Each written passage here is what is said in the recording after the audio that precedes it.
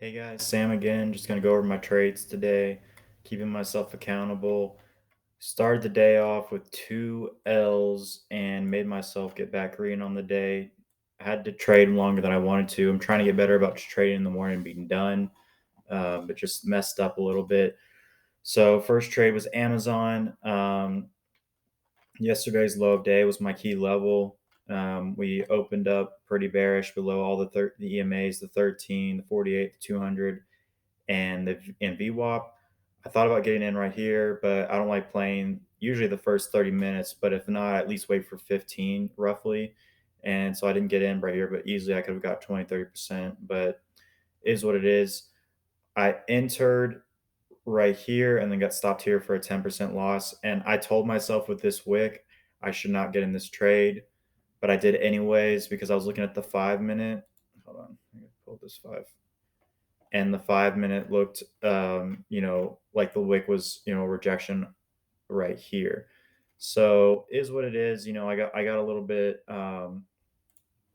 early on that trade because you can see that end up working out. I should have just waited for the pullback to the EMAs or VWAP like I was telling myself. Then I could have easily just been like, oh, let me draw a really quick flag, and then once we broke it, which was my other circle, I drew that circle and I never entered it. This is where I got myself in a hole. I circled this trade and it was taking too long, in my opinion. But I needed, like I said, I need to be more patient. Like all these wicks, I don't like wicks. Y'all will learn that. They're my videos, but I circled that and was just waiting. And then I got distracted by Tesla and got in a Tesla play, which ended up being a loss too. So that was 10% on that loss. And this one really was annoying because this one ended up working out. I got in here and got stopped here. Once we broke the 13 VWAP, I stopped out.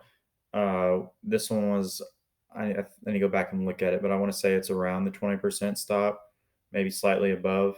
One of those trades similar to like the one before last week that I was talking about where I didn't even get a chance to set the stop and I was already down. I was like, damn. So this one broke. You can see at the top of the candle where I entered, it broke the flag. But I think what I should have waited for was more volume because you can see like it has the increasing buy volume. The pullback volume was low, but then you can see the selling volume was higher than the green pullback. So I should have just waited, I think, for a full candle close. So I think what I'm gonna start doing is if it breaks the flag, if it's on like more green volume, I'll buy it. But if it's not, I'm gonna wait for the next pullback because you can see the next pullback worked. That's where I got in here. That was the next trade I got in, and then I sold here for 20%. And you can see this trade would have paid really nicely. It just was chopping all day. But look, it went up. What is this? From where I got out, four more dollars, dude. It went up. The trade was like 200% by the end of the day. So I really messed up here. What I can work on is, like I said, just wait for entries where the volume is on more on my side. And then when it's like these choppy scenarios, I think what I really should work on is like just setting my stops and walking away. You know what I'm saying? Like that's what I just need to work on. And maybe adjust them every 20 minutes or so. Cause like this was a good trade. Like it barely ever broke the 13, and if it did, it just touched the 48, and it's just riding the whole day. And I knew it was going to break out once it broke this like 183 key level. We haven't broke this level in months. It's a huge like monthly level. Um, Other trade was coin. Same kind of situation as Tesla. Got it on the flag break. This one had more volume, so it kind of worked out. But on this one, what happened was I bought a contract. Like the contracts I had were a little bit too far out the money. I got like the 62s, I think, when I should have got the 60s. So this like slow grind was really hard to capture premium. I was up about like 10% here, and I sold.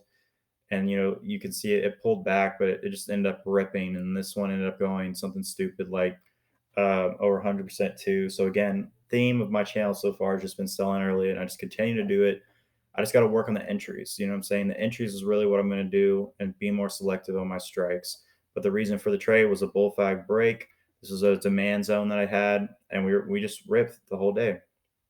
Now, the Tesla trades, the Tesla trade and the coin trade, I was still a little bit red after the first Tesla and Amazon loss. But the UPST trades, I traded it twice, And these are what really saved me. And again, I missed out on a lot of freaking money too. These went over 200% and I got like 30. I just, again, just got to work on this. This is another level like Tesla we hadn't reached in like months. As soon as we broke it on a bull flag and increasing volume, I got on here and sold right here because we were wicking around. I don't like wicks like I just talked about.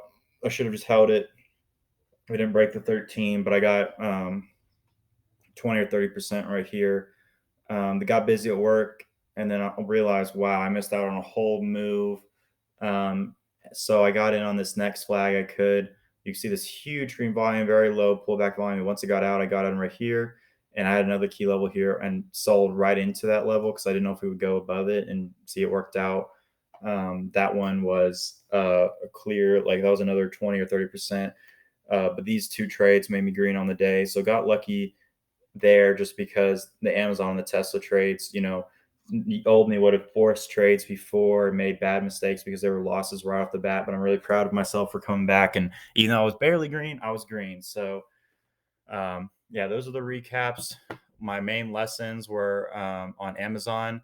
I should have waited for a pullback to either VWAP or EMAs and then rejection, not like all the way down here. And then on coin, make sure I buy like a strike that is closer. And then if it doesn't break the 13, hold it. Same with UPST. I just got to be better about, sticking with my plan. And then on Tesla here, we talked about like same thing, even though it broke the flag, look at the selling volume candles. Like you can see the selling volume we're picking up. And then I think on the 5, I don't even know if I talked about this. Yeah, like the 5 had these rejection wicks, so I should have looked at that.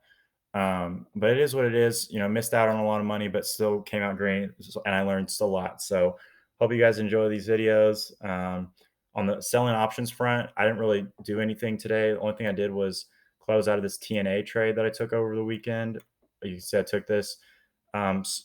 So I basically I sold a put for 42 bucks, and I bought it back for only 10 bucks. So I made $32 over the weekend just from that. And it was just one.